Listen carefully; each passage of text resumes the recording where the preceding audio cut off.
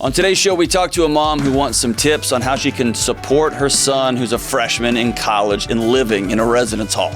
We talk to a husband whose wife and him have different sleeping schedules, and they want to know how they can unite.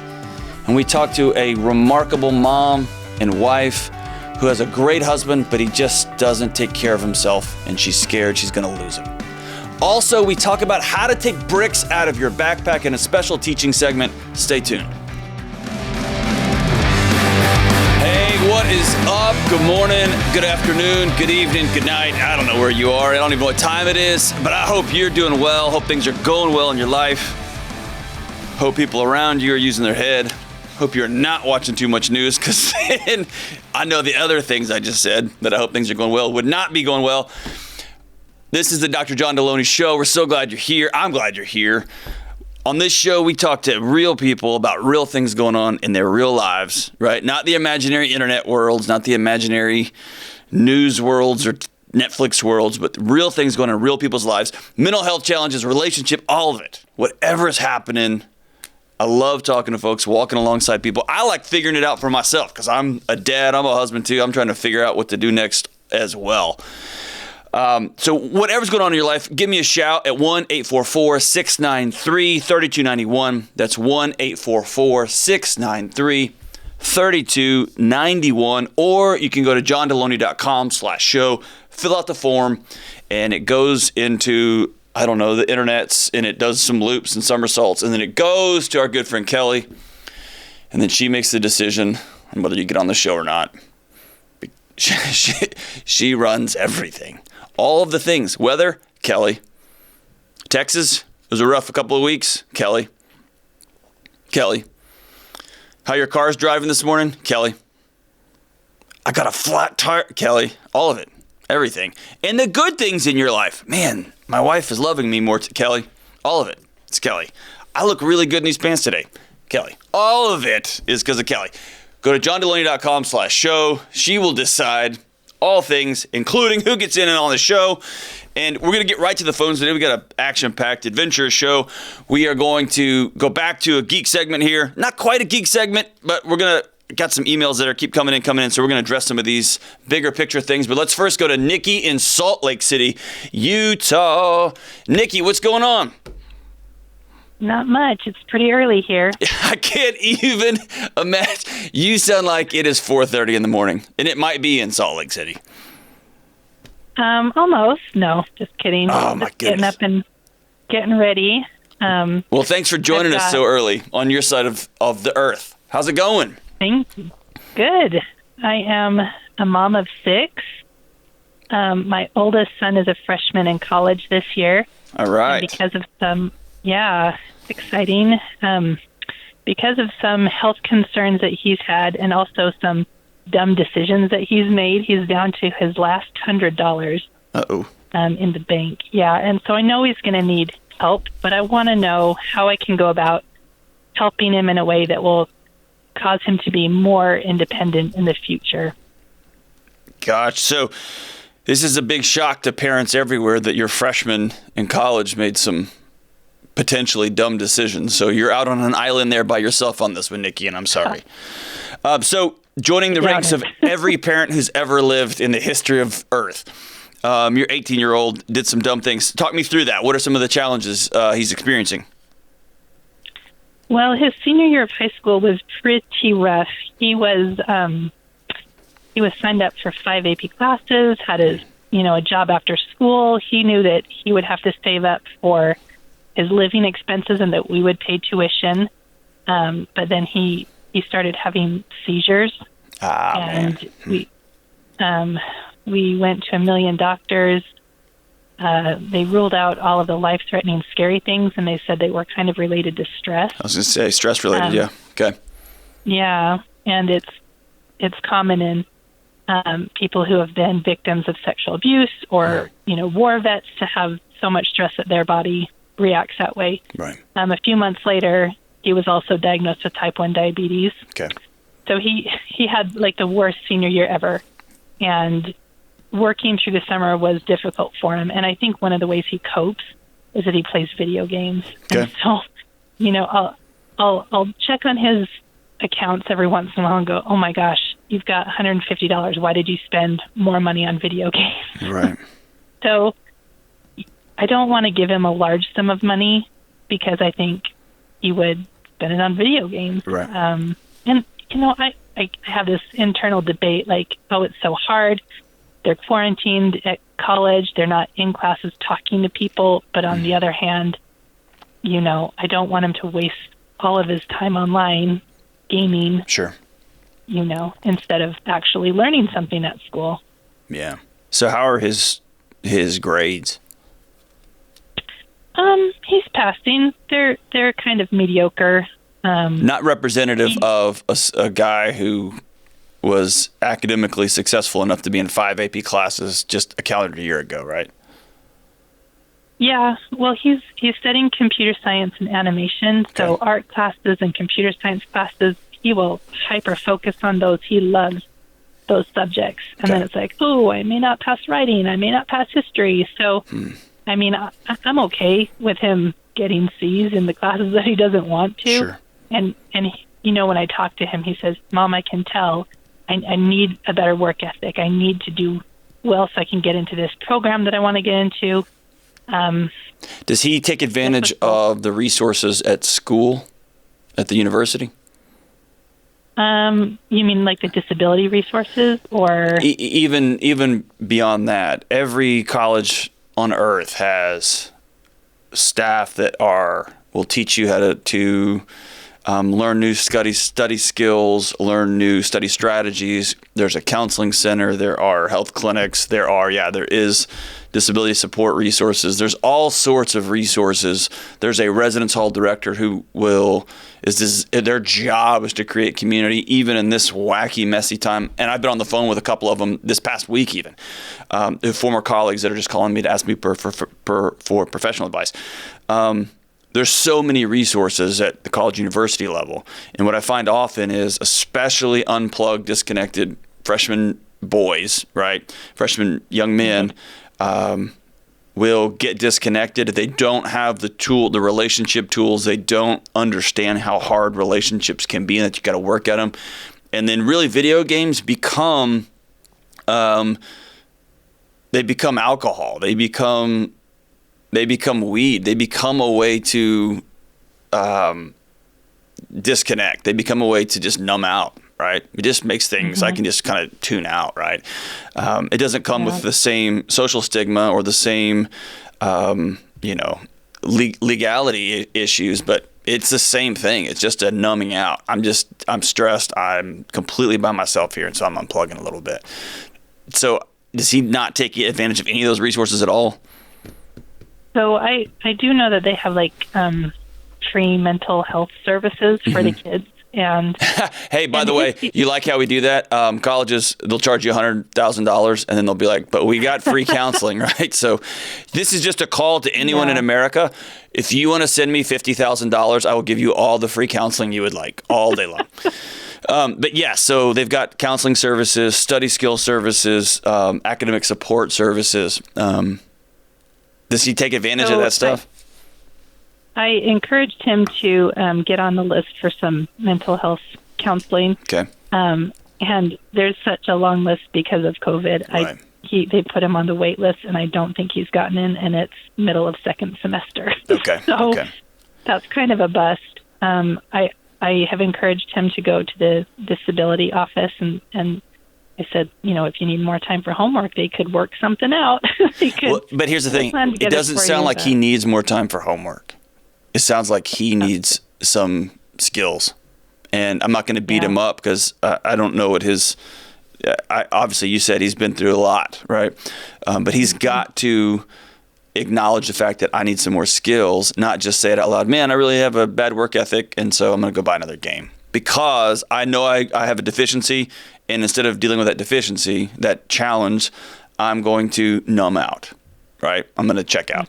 So saying I need to do these things and then going to get the help you need is important. So 2 things you've told me. 1, I would lean heavily on the school. And I'm telling you that as somebody who over the last 15 years, parents all over the country have leaned heavily on me. I need more counseling resources. We need to do, my kid is paying the same as everybody else. They haven't been able to get into a counselor.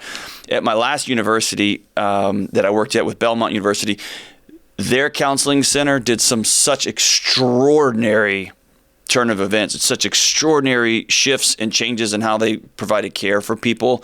It was revolutionary, and they began to serve a much wider group of students because they had to do things differently, and they rose to that challenge. So I tell you as a parent, don't just accept, well, it's been 7 months, but they can't get in. I want you to get on the phone there because you're paying that bill. I want your son to get on the phone and say, hey, this isn't good enough that I'm just been on a wait list for this long. The second thing is I would not continually fund, I hate to say misbehavior. I would not continue to fund a continued behavior set, right? So if my son showed me, I'm going to go get the help I need, I'm going to go get these additional skills, then I'll be more likely to support him. But right now, he is choosing to not do the things that are going to help him be well in light of the challenges he's experiencing. Does that make sense? Mm-hmm. Yep. And so I know as mom, the hard part is, you know how hard his health issues have been. You know how hard his stress has been, so much that his body said, hey, we're fritzing out here, right? The body started shutting down because of the stress. And so as a mom, you want to not feel like you're adding more stress by giving him some boundaries. What I'll tell you is the thing he needs more than anything else is somebody in his corner and somebody who loves him enough to set boundaries and have expectations, right? He's not broken. He does have some challenges. He's going to have to learn some new tools for it, but he's not broken, okay? And so I think it's worth noting, letting him know, hey, we love you. We're going to start holding you to a high standard. You can't buy video games anymore. We're going to cut you off financially. We're just not going to do that. And we all know locking yourself in your room and just playing video games is not going to help. You've got to get out and do learn some new skills. If this isn't the season for him to be in college, that's okay. That is super okay. One of the challenges I always worked with students, especially high achieving students like he sounds like he was, is they have a track, and if they get off that track, everything in their life spins out. If I don't go to school this semester and the next semester, it feels like they're going to be 21 and then they're not going to be able to fill in the blank. Man, that semester means nothing in the long term. Nobody knows or cares when you're 25, right? And so it may be, if he's not being successful, if he's in 5 AP classes, he could do somersaults through his freshman and sophomore year of college. He should be able to make straight A's, maybe a B or two here without trying at all. That tells me if he's getting C's, that means he's not turning work in. That means he's not even opening a book in some of those other classes. He's not even writing a paper. I mean, he's doing below the bare minimum for somebody who has that sort of intellectual firepower, right? When you hear, I hear in your voice, when you hear me telling you, hey, you're going to have to put the boundaries back on and ratchet it back up on him. How does that make you feel? It sounds like you don't like that sound of that. I try and analyze every situation. Well, what are the pros of helping? What are the cons of helping? So it's like I can see the pain. I can see this horrible situation that these college kids were in. Yeah. You know, here you're a alone, nightmare. Yeah. live with 3 strangers, don't go outside, don't interact with anybody, don't Right. date, no social life. And so that's hard for me to say, you know, here's this really crappy hand, and I'm out. Yeah. Well, no, it's not I'm out. In fact, I'm more in. I am more in. Oh. But I'm more in with these particular boundaries, right? Or you're exactly right. Is there any sense in having your kid go live in a 14 by 14 box with 3 other people? Hey, let's just call it, we're going to do a community college for a year. You're going to live at the house. At least in our house, you can run around and see other people. They're your brothers and sisters, but you can see other people. And then once this thing opens back up, then we'll all roll back into school. But you're right. These kids are in a nightmare right now. It's ridiculous. So don't hear me say roll out. Or just let him off the hook, let him go. I'm saying the opposite. I want you to get more plugged in with him with boundaries. If he's going to these resource, if he's checking in with the student support services, if he's learning new skills, if he is limiting video game play to 30 minutes a day, and the other ones he's going to read, do homework, study, reach out, and learn some new skills, then that's great. These kids are so bored, so stressed, so unplugged, so disconnected. I don't blame them for playing video games. What else can they do? They can't go to the gym. They can't go outside and play Frisbee. They can't go play baseball. They can't, no intramurals. They can do nothing, right? And so I'm asking the whole big question: why are they even in school right now? If that's their life. Some schools have figured it out and are doing some pretty remarkable things. Some are not. But at the end of the day, what you don't want is him to go to school on top of all the stress he had last year, on top of his health issues. An important part of type 1 with glycemic response is sleep, going to bed, getting good sleep every single night of the week. Man, video games in a room doesn't help with that. They stay up all night and do that. I know that. And so how can he get plugged back in, take care of himself from the bottom up? And that may be coming home. That may be you saying, I'm not going to give you any more money to buy any more video games. You can't keep funding that is what I'm saying. But it may also mean you're going to have a hard conversation, tell him, I love you, I love you, I love you. This isn't working. Because I don't want you to get to the end of the year, have straight C's, 1 or 2 A's, and then he feel like he failed. So that's a different kind of stress. On top of the stress he's already got, partridge in a pear tree, right? On and on and on. So these kids are in a hard situation. That doesn't mean that they don't have boundaries. They're in a completely disconnected, lonely. That doesn't mean they don't have to do the things that keep them well. And moms and dads, that doesn't mean you just keep putting money in the account so they can keep doing things. Whether it's video games, whether it's alcohol, whether it's buying weed, whether it's whatever it is, they don't just get a free pass because things are hard right now. They need to do other things, right? Not just keep plugging along. I love the fact, Nikki, that you love your son. That makes my heart feel good. And I've just worked with, I can't even tell you how many kids just like him who've got so many struggles out of their senior year. It's a hard thing. But once you recognize it, then you got to go make other decisions. It's not going to look like you and I when we went to college our freshman year. We got to own that and then move on. So thank you so much. I want you to have that hard conversation, or have him. How about this? Have him call me. I'd love to have him on the show and talk through what the last year has been, Nikki. I'd love to talk through some strategies for him, because I've talked to students like him for the last 15, 16, 17 years. And then maybe I can give him some tools. Maybe I can say things to him in a way that he can't hear from his mom or from his dad or from his residence hall director. That's going to help him make some broader, heavier life decision changes. So thank you so much for that call, Nikki. Let's go to Kevin in Provo, Utah, right down the street. Kevin, what's going on, man? Hey, not much, John. How you doing? Good, man. Good. How's Provo? Oh, it's great. Weather's good. Very cool. Well, brother, what's going on? How can I help? Hey, so my wife and I are having a communication issue, and we've been pretty good at hard conversations in the past, but we're stuck on one. And I think this will turn into kind of a broader conversation about, having hard conversations and stuff. So, but the example that we've been dealing with and struggling with lately is kind of a nighttime routine.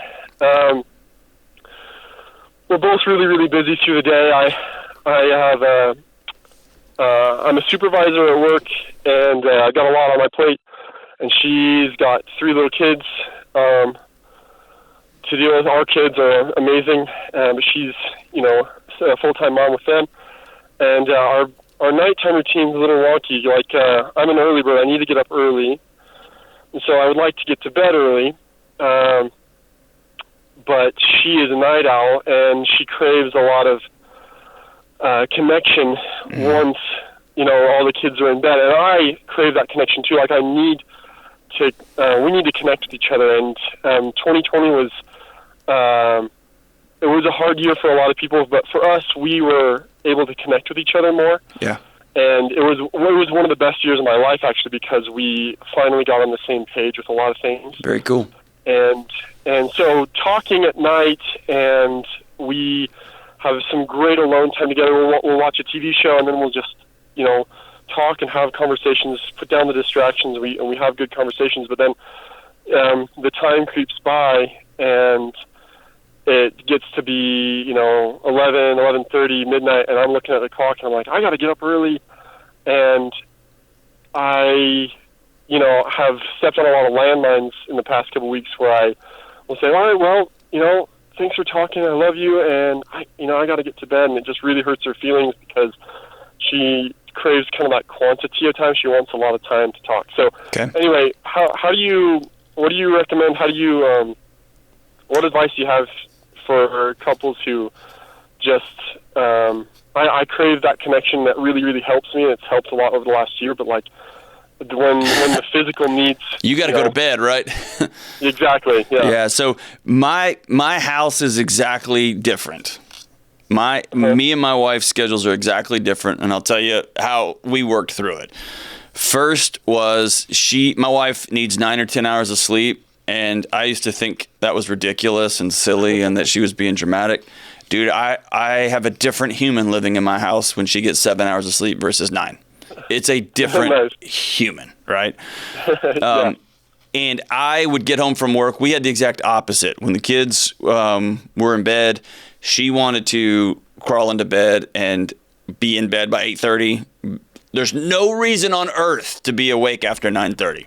What in the world is happening after 9:30?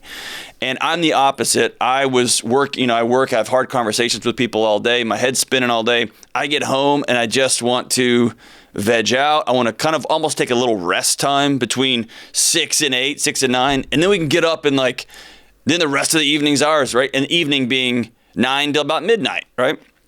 Yeah. And so ultimately, I had to realize two things. Number one, nobody in our house is healthy or whole if they're not getting the sleep they need.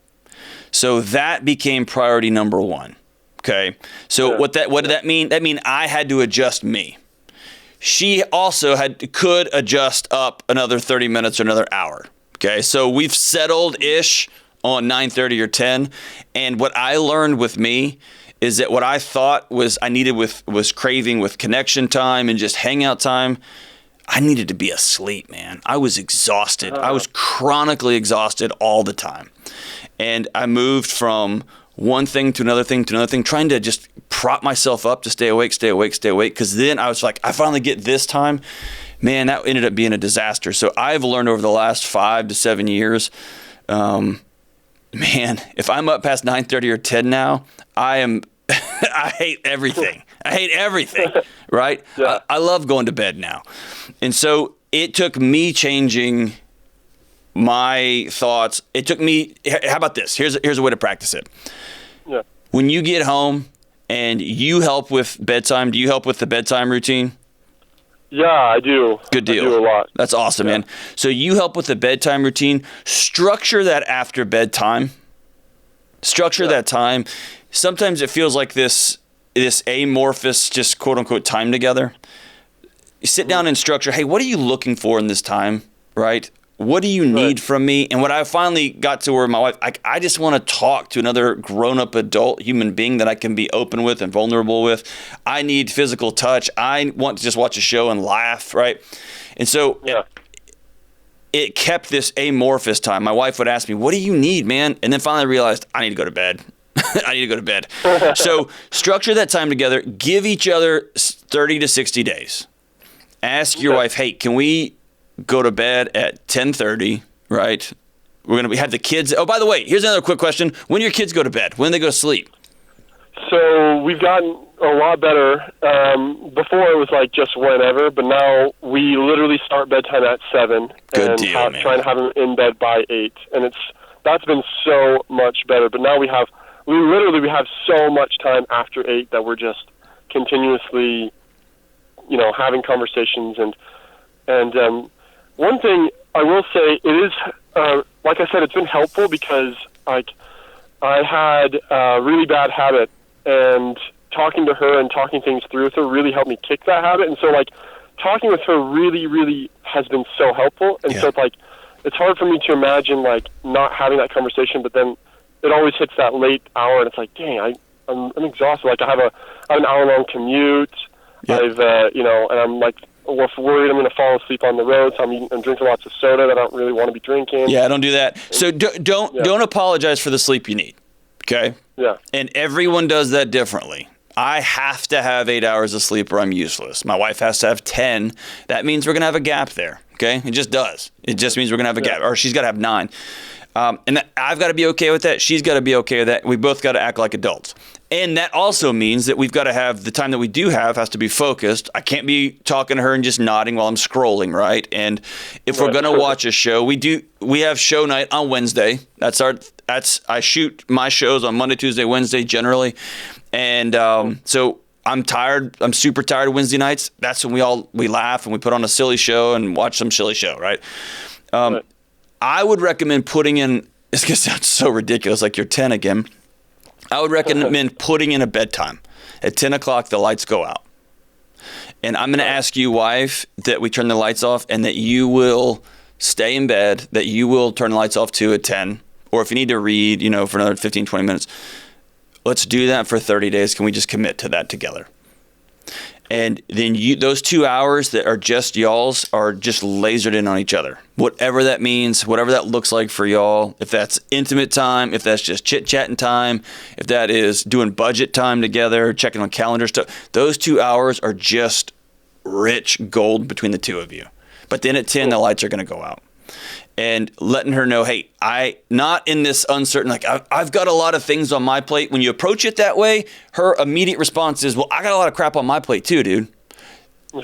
So don't approach it with, here's how hard this burden is. Approach it the other way, which is, I need this much sleep and I need this much connection time with you. So here's how we can do both of them. The kids are in bed by 8 o'clock.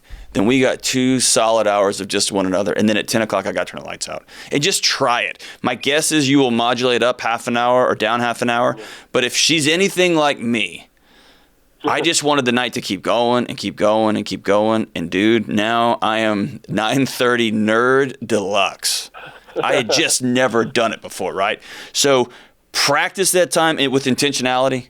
Let her know not how busy you are. Let her know I've got to have this much sleep. I've just got to, and I want to be fully present when I'm here. I want to do my best job at work, but I really want to help with the kids. I really want to love these children well, and I really want to love you well. As you said, as we've done this year, that's so awesome that 2020 has been a good connection year for you. I'm hearing that all over the country, couples who just decided to reimagine what their world was going to be like. But hey, for 30 days, this idiot on the radio said, let's try turning the lights off at 10 o'clock. Let's just try it. And don't get out of bed, because I used to just jump up. She'd turn the lights off at 9:30 or 10. Then I'd go hang out and watch TV till midnight.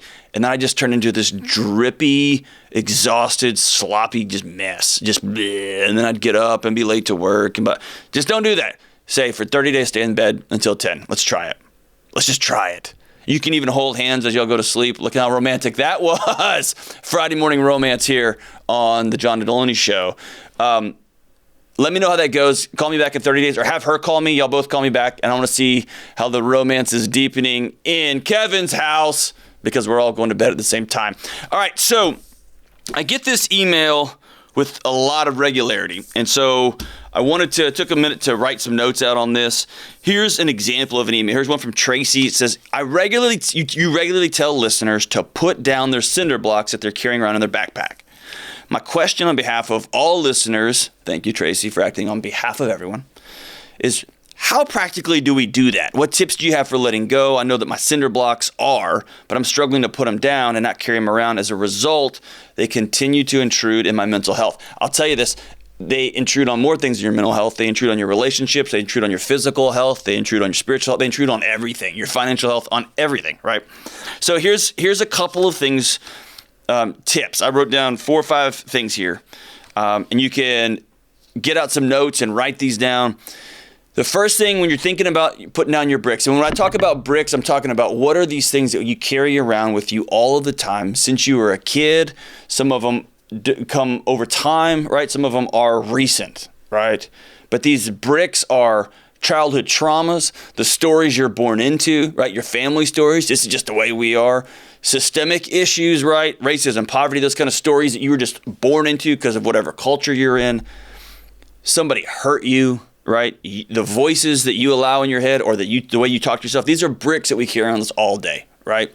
This idea that I cheated once, then I put that in my backpack because I'm a cheater, right? It becomes my identity, right? So the number one thing when you're thinking about how do I walk through life lighter, right? How do I put these bricks down is decide you don't want to carry them anymore. And that sounds ridiculous. Of course I don't want to be an abuse victim survivor anymore. Of course, I don't want my parents to have talked about me the way they did when I was a kid. Of course, fill in the blank.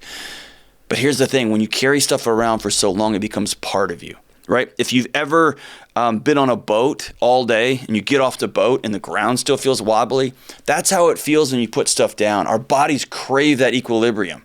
And in fact, not only our bodies, the people around us. If you see folks who lose a lot of weight, it often really affects their relationships because people in their world are used to helping them out, always listening to them, their self-defeatist talk, or that feeling of frustration. People lose a lot of weight. They start exercising. They start eating right. Their self-confidence rises, right? They start walking a little bit taller. They start speaking with a little more self-assurance. The people around them want to put that back where it goes, right? You want to put that back where it goes, right? You see yo-yo dieters. You see folks who go in and out of counseling over 5, 10, 15, 20 years. So you've got to decide, I want to put these bricks down, right?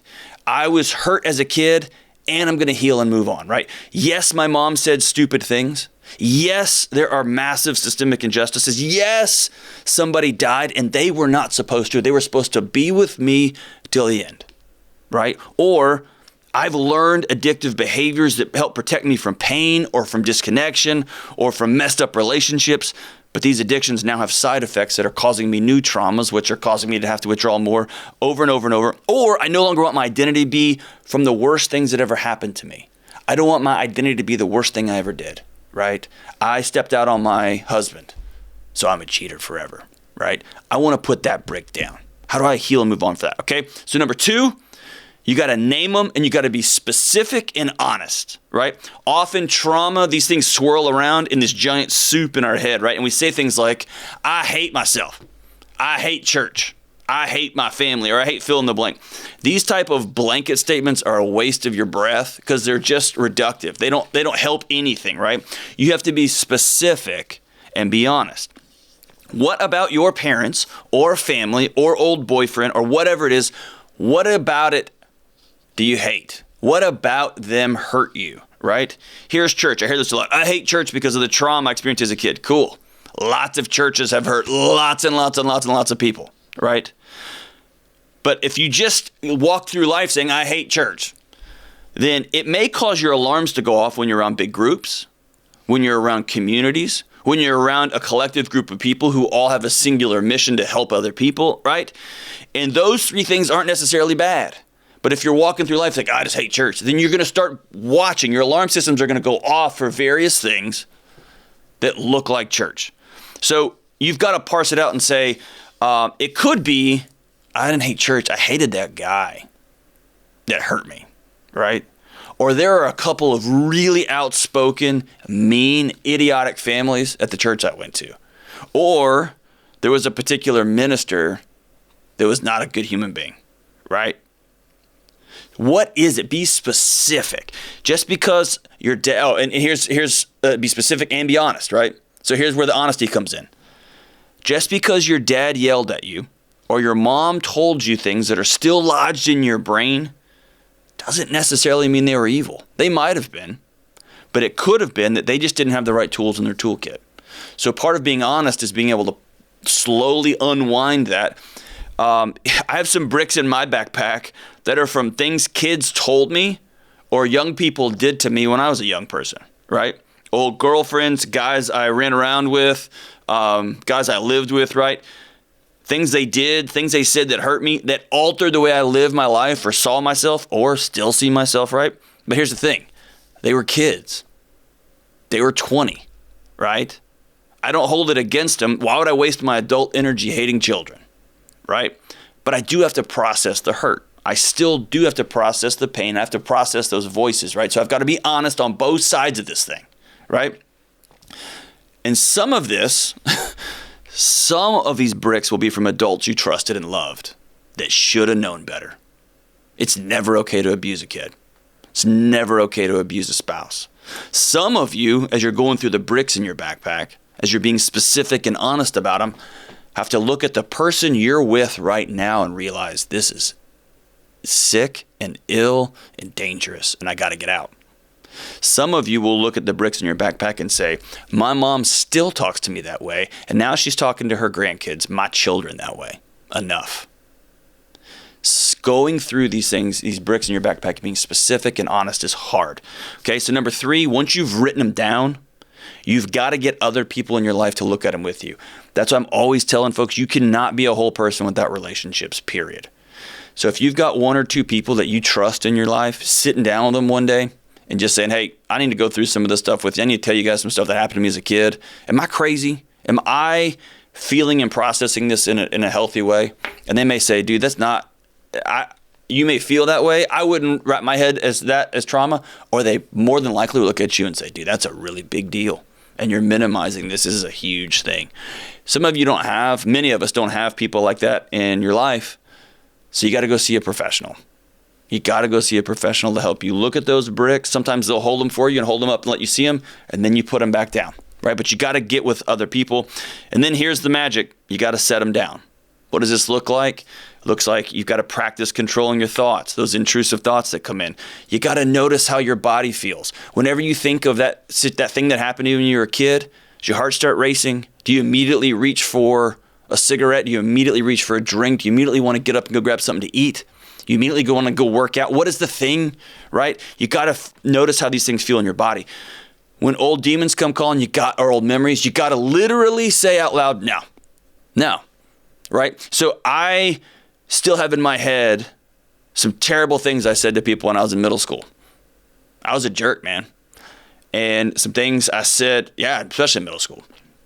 And for some, I didn't recognize this till a few years ago. I'm in my 30s and I think, I'm still carrying around that I'm a bad guy. I'm a bad human being. Not that I was an idiot of a 13-year-old, but I'm a bad human, right? And so when those memories pop in my head, sometimes I'll be getting ready for a big talk on stage and that voice will go, who are you, man? Remember? And I'll say, nope, not going to do it. I'm not going to give an audience to that voice. Because that's just old John trying to come in and self-sabotage what we're doing here, man. I may need to go for a walk in AA, right? You may need to call your sponsor. You may need to call your friends, etc. You got to practice not reacting, right? And this is the last thing. You got to develop a new identity. Who are you going to be now? Who are you going to be now? How are you going to navigate the world, not as a jerk or an idiot or a cheater or an abuse survivor or as someone who did something, you cheated on their spouse, but who are you going to be now? Right? I think it was Carl Jung or Adler. One of them said, I always thought if I could remove depression and anxiety from my client, they would be well, but they weren't. They were hollow. Because anxiety and depression played a role, I have to give them new skills. I've got to teach them who they're going to be now. So you've got to get with folks in your life, whether that's a counselor or friends, family, community, that's going to help you develop your new identities moving forward. Not after the not after the worst things that happened to you, the worst things you did, but who am I going to become now? So those are my 5 tips on how to, I hate 5-tip things. These are the 3 tips on how to, I just did it. There you go. How to put your bricks down. If anyone has any more questions about that, call me with some specific examples of what's going on in your life. We'll get there. All right, let's go to Rachel in Manchester, New Hampshire. Rachel, what's going on? How can we help?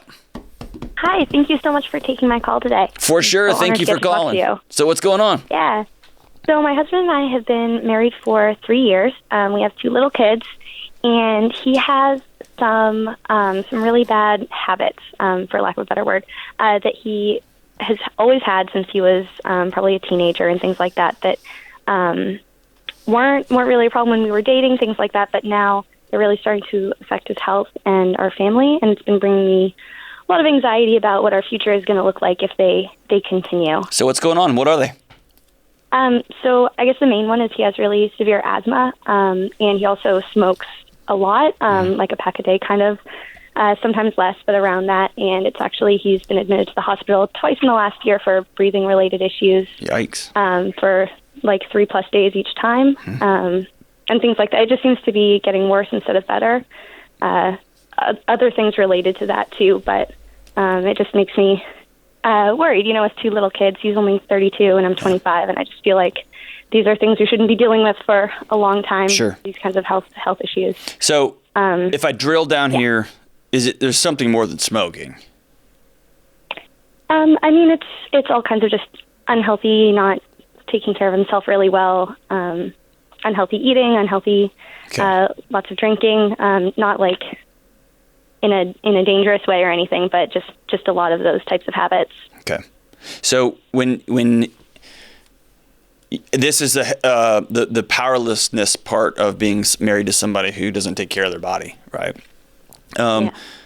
You know that you can't make him eat well. You know that you can't make him quit smoking or stop drinking or stop, I don't know, whatever, playing video games till 2 a.m., whatever. You can only deal with you. So when you see these behaviors, what has your strategy been over the last year, over the last 2 years? How do you approach him with your concerns? I've probably tried everything, including the things that don't help at all, like expressing to him how concerned it makes me and how I don't like our kids learning from those behaviors and watching him do these things, and a lot of probably guilt, which I'm sure is not the right approach, but it's hard though, right? I mean, I'm not going to beat you up, of course, man. Those things are hard, and it's important for him to know how you feel on it. When you sit him down and say, hey, listen, I love you, and at this current trajectory, you're not going to be with us very long. And the time you are going to have with us is going to be less than, because you don't feel good. You don't feel healthy or whole. And when you don't feel healthy or whole, you're short with us. You snap at us. You end up in the hospital. Fill in the blank here. What's his response to you? How does he respond? He always makes me feel really heard, and then nothing changes. Okay. He says, I understand. I can see why you feel that way. Kind of all those things, but nothing. Or I know I need to do something different, but okay. It doesn't change. Have you told him that you're scared? Yes. That you're scared you're going to end up a single mom? Yes. I think he has a lot of things from before I knew him, like a lot of childhood things that sure. I think he probably doesn't really want to deal with, but I'm sure contribute to some of these choices. Of course they do. Of course they do. So here's the part you're going to have to wrestle with. You're probably already there. I'll just ask you, is it gotten to a point where you believe he's choosing these behaviors that you know are going to kill him, that he's choosing this over you and over your kids? I don't know if I want to say that he does it intentionally. No, not intentionally, but they're really good. Yeah, not intentionally, but at the end of the day, there's one road to being with you guys for a long time, and then there's one road to a much shorter, less healthier life. Then yes, I mean, I think he knows. I don't know if he really applies it to his life. Like, yes, this is going to shorten my life and everything. But I'm sure he's heard that from his doctors and from me, sure. And he knows that. And they just don't change. Yeah. And I know I can't change him. I know that's what every good counselor will say. Can I tell you, Rachel? I that's heartbreaking for me, and I'm sorry. I wish there was a you just need to, and you can't. At the end of the day, if you've sat down and looked in the eye and said, I'm scared to death that I'm going to lose you, and I'm scared to death that our little babies are going to be without you, and I'm asking you on behalf of us and on behalf of yourself, somebody who I love, I want you to love yourself as much as I love you. And he says, man, I hear you, baby. And then he goes outside and smokes, goes outside and has a few more drinks. I want you to know, I get that's heartbreaking. I hate that for you. I hate that for every spouse, every partner in the country whose husband or wife, girlfriend or boyfriend don't love them as much as they do, right? They don't love themselves as much as their partner does. I hate that for you. The best you can do in this situation is, number one, go see somebody yourself on how to process this, because this doesn't get better, it gets harder, okay? There is some hope that he begins to see you taking care of yourself, and it's not an immediate turnaround, but it becomes a long, slow turn, right? You start walking taller, you start doing the things that you can do, which are very limited to take care of you and your kids. The second thing is you can make some declarations in your home. You're not going to be drunk in this house. You're not going to smoke inside this house and subject the kids to this stuff, right? I'm assuming that he's otherwise a great human being and he's a good dad and a good husband, right? Is that fair? Yeah, and he respects any of the boundaries we set up. Like I've told awesome. him I don't want the kids to see him smoking, and he always, goes outside and around the corner and Sure. away from them and stuff like that. So he tries to respect those things. So so can I tell you, I've got an especially big heart for folks with big hearts who are trapped. You know what I mean? Who are just trapped. Yeah. I would love for you to tell him to give me a shout. I'd love to talk to him. Not in a mean or ugly way, but just to say, man, I get it, and I know. And there's healing if you want to make some major changes in your life. Until then, you're going to have to decide what your breaking point is, what your if-then point is. And I'll tell you that you know this, but I'll just repeat it. Blaming, criticizing, complaining, those things never solve connection level issues. And we're in the middle of what I would call, they're called diseases of despair. Have you heard that term? Yes. Like we're experiencing that at unfathomable levels, particularly in men who are they're calling it long tail suicide, right? They are just intentionally not taking care of themselves over a long period of time. They know what they're doing is slowly taking them out of the ball game, and they're just not making changes because it's hard. It is hard, and I'm asking every guy, if that's you listening to this, go get the help and care that you need. I want you to hear Rachel's voice. I want you to hear a mom who loves her babies. I want you to hear a wife who loves her husband, and the husband's a good guy. He just can't get over this idea that the guy he sees in the mirror is worth sleeping all night. It's worth being able to run around and play with his kids without having to bend over and catch his breath. Is worth being healthy and living a long, long, healthy life. Rachel, I don't have a magic thing for you other than you got to take care of yourself and you got to make sure you and your kids are safe. Taking care of yourself might be how long do I keep loving this guy? Because I'm gonna get pulled underwater too. I hope you'll stay connected to him and love him the best that you know how. And I hope he will, be inspired by you, be inspired by that connection, and sometime, somehow, some way, come to the realization that he has value. It may be, maybe invite him to couples counseling. Maybe a third neutral party will help. Have him call my show. But this one doesn't always have a happy ending. It just doesn't, and I hate that for you. Oh man. Sorry about that. As we wrap up the show, man, this is a what an astute song here, man. It's a song that came out when I was a kid, and I think it meant more about breakups, but I think it applies here. It's from one of my favorite 80s, 90s hair metal bands, and the song's called Heartbreak Station. And the song goes like this. Waiting at the station, tears filling up my eyes. Sometimes the pain you hide burns like a fire inside. And you look out my window, and sometimes it's hard to see that the things you want in life come and go so easily. She took the last train out of my heart. She took the last train, and now I think I'll make a brand new start. She took the last train out of my heart. And you're watching the days go by, thinking about the plans we made, and the days turn into years. It's funny how they fade away. Sometimes I think of those days. Sometimes I just hide away, waiting on that 9:20 train, waiting on a memory. She took the last train out of my heart. Men, if you're listening to this, I know this was about some girl somewhere in some 80s love song. But guys, don't leave the person you love sitting at a train station watching you go because you didn't take care of yourself. You didn't look in the mirror and think you had value. You do. Find somebody, start making some changes today. This is the Dr. John Delony Show.